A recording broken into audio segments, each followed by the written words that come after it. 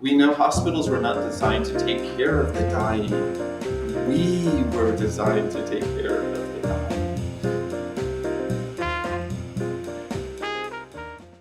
Death is not the ultimate tragedy of life.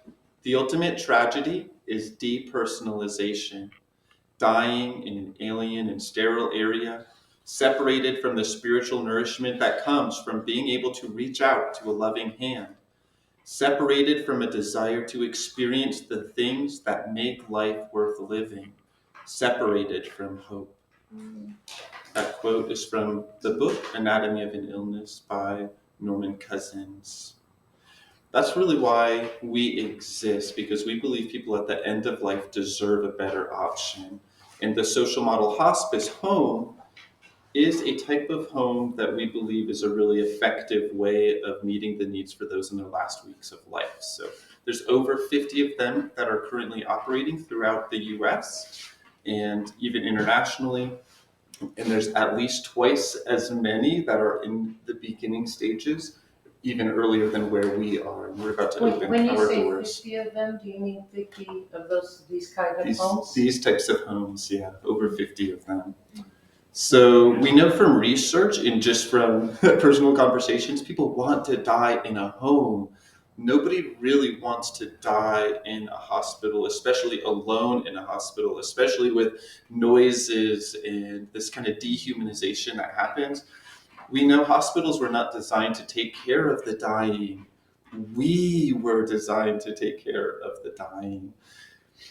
So I think the unfortunate thing is many hospice patients die in nursing homes because they have so many designated beds That's that right. they will accept hospice patients. Because That's right. I have several that I see that are in nursing homes. And That's it's sad. Yeah. For those who weren't listening, if not in a hospital, then also in nursing homes, Yeah. that depersonalized atmosphere.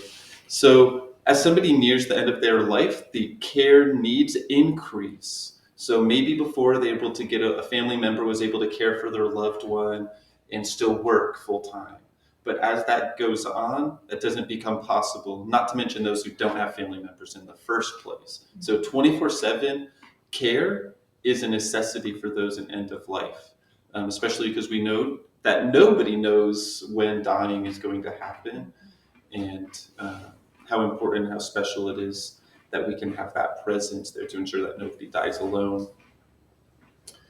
Hospices don't provide 24/7 care. There's a misunderstanding that they do.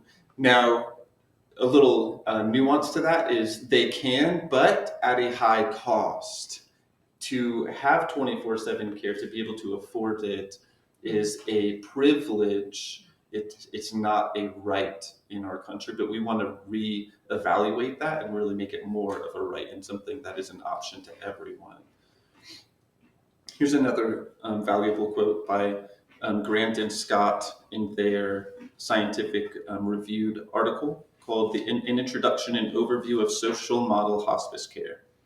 It says, the effectiveness of the hospice model, however, is dependent on the family as primary caregivers. This is evolving into an unrealistic expectation for a large proportion of Americans. You know, people may have children. A lot of older people don't have children now either, or maybe are estranged from them. So even having a family caregiver isn't an option like it was. So these types of homes are so important.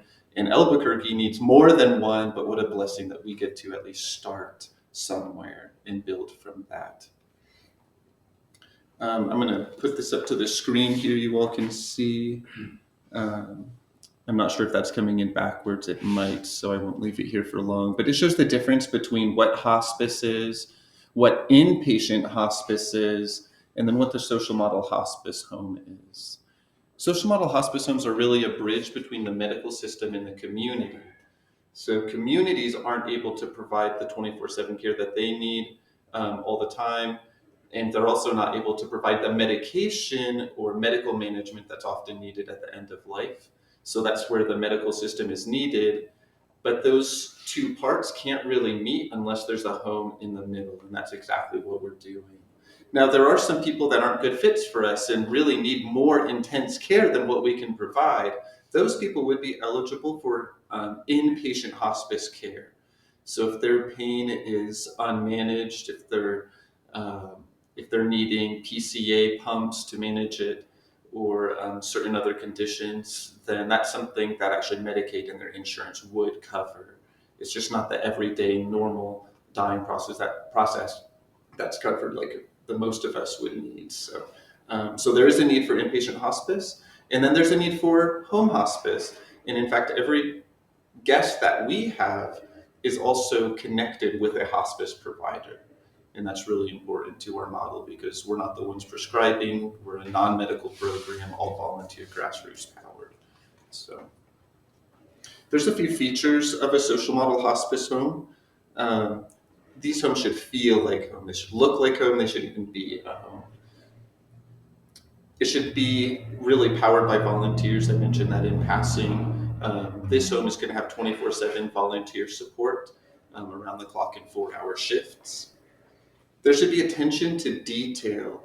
That could be anything from ensuring that we provide some type of altar or space in somebody's room. Let's say if they want favorite pictures or memorials.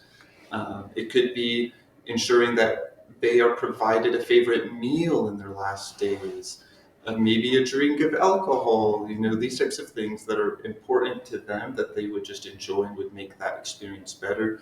The music that's provided and offered, whether live or in any other way. So we want to make this as unique and special and wonderful, once in a lifetime opportunity that it can possibly be for that person. So we really pay attention to those details. Then there's flattened hierarchy. So in other words, we're all equals here. We all have a voice here. We can all contribute and make changes and make improvements. And it's not me as the executive director in an office with the door closed, locked. No, I'm actually in the volunteer space and doing the hands-on care and whatever else needs to be done. So, and then compassionate honesty, that's important. That's something that the medical system, it can't really provide properly. So this is such a blessing that we have, and even hospice providers, right? They only have limited time to be here, but we get to be in that space that creates those conversations that otherwise may never have happened. And that can really help with the grieving process. It can help with the dying experience and do a lot of good. So that's an introduction to the social model hospice now.